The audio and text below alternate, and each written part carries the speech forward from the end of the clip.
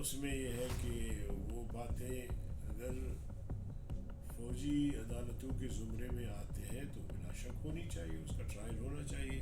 اگر جرم ثابت ہوتا ہے تو اس کے کیے کی سزا بھی اس کو ملنی چاہیے.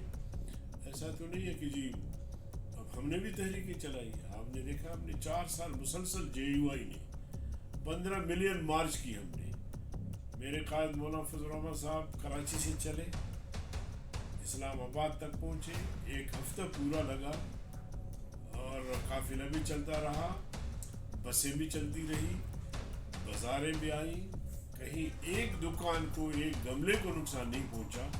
تحریکیں تو ہم نے بھی چلائی.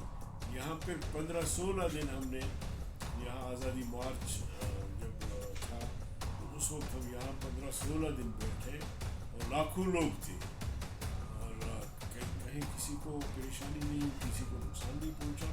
تو تحریکیں نظریاتی جماعتیں تربیت یافتہ کارکن اس طرح ہوتے ہیں، اس طرح نہیں ہوتے کہ بس لیڈر سمیت جناب علی ایسا کوئی واقعہ ہو تو سارے چڑھ دوڑے اور املاک کو نقصان پہنچائیں، لوگوں کا نقصان کریں، بسیں جلائیں، گاڑیاں جلائیں. طور پر تو حکومت بھی تیار ہے کہ جو آئینی مدت ہے پارلیمنٹ کی وہ پورا ہوتے ہی انتخابات کا اعلان کیا جائے. باقی